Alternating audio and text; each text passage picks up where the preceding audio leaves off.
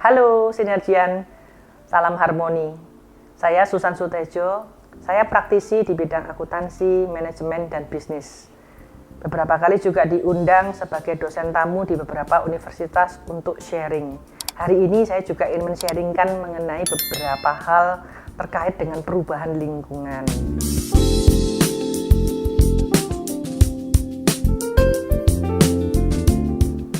Perubahan lingkungan yang luar biasa yang kita alami dimulai dengan perubahan disrupsi, di mana penggunaan internet sudah begitu banyak dan di mana-mana, sehingga hampir semua orang ini mengenal yang namanya internet. Walaupun internet mungkin 10 atau 20 tahun yang lalu sudah kita kenal, tetapi penggunanya secara massal mungkin baru terjadi sekitar 2 atau 3 tahun terakhir ini di Indonesia, di mana internet ini membuat kita terhubung satu dengan yang lain, di mana bisa terhubung ini mengakibatkan pola kehidupan ini juga berubah.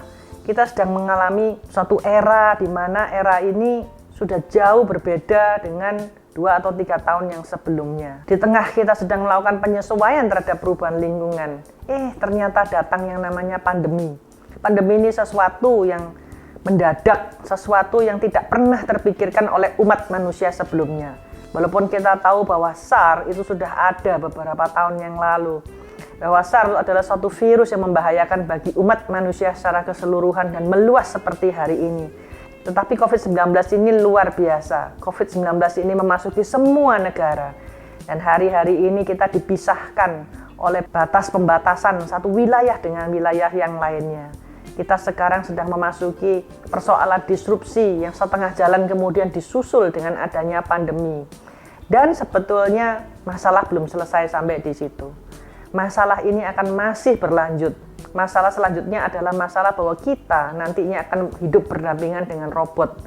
Nah, hidup berdampingan dengan robot ini membuat kita harus mempunyai gaya hidup yang mungkin akan berubah. Bahkan terjadi evolusi terhadap gaya hidup yang kita sebut dengan Society 5. Jadi, kita semua akan menghadapi sesuatu perubahan yang luar biasa, suatu dinamika yang sebelumnya kita tidak pernah tahu bahwa itu akan terjadi. Pertanyaan utamanya adalah apakah kita mau bertahan? Kemauan untuk bertahan itu harus datang dari diri sendiri. Mau ataupun tidak, itu sangat berpengaruh terhadap kelangsungan kita melanjutkan gaya hidup kita ini. Kalau kita tidak mau mengikuti perubahan ini, maka kita akan tertinggal. Baik secara sukarela kita akan tertinggal, ataupun kita mau tetapi kita tidak melakukan apa-apa, kita pun juga akan tertinggal. Yang kedua adalah apakah kita bisa bertahan? Orang yang mau bertahan pun belum tentu dia bisa bertahan. Karena untuk bertahan ini perlu tips dan trik. Bagaimana kita bisa bertahan? Ini tantangannya. Tantangan apa? Sikap kita ini menentukan. Sikap kita harus bagaimana? Yang pertama ada siapkanlah sikap mental yang baik. Sikap mental yang bisa menerima keadaan, sikap mental yang tenang dan siap menghadapi adanya perubahan. Yang kedua adalah persiapan terhadap technical.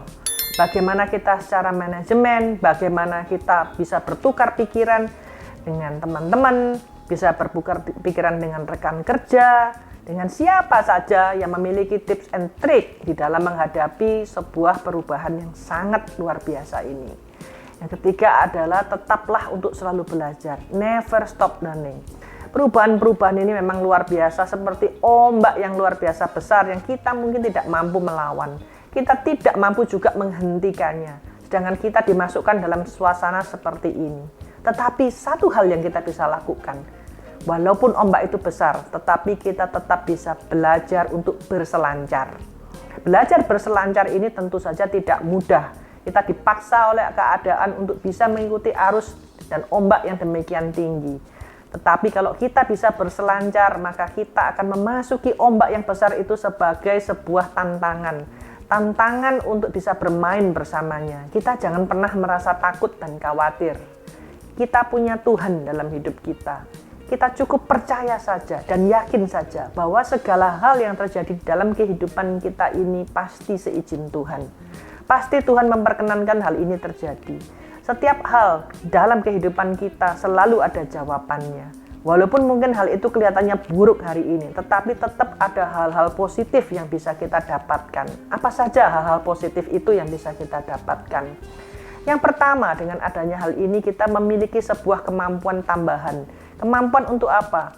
Kemampuan untuk survive. Sebetulnya kemampuan survive manusia itu luar biasa. Kadang-kadang kita tidak menggalinya. Mungkin dengan peristiwa-peristiwa ini kita menggali kemampuan kita yang selama ini terpendam. Yang berikutnya kita bisa belajar dinamis terhadap setiap perubahan.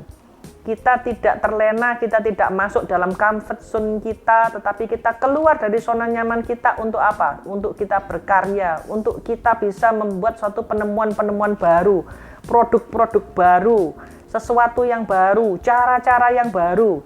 Sebagai contoh misalkan, walaupun kita ini harus jaga jarak, bermasker, dan selalu cuci tangan, tetapi kita tetap bisa berkomunikasi. Secara virtual kita bisa bertemu, kita bisa bertukar pikiran, kita bisa saling berdiskusi, kita bisa mencari solusi yang lebih baik lagi. Maka kita akan belajar untuk lebih dinamis. Dan apabila semuanya itu bisa berlangsung dengan baik, secara pribadi pun kita akan menjadi pribadi yang baik. Pribadi yang lebih bijaksana, pribadi yang lebih berkarakter.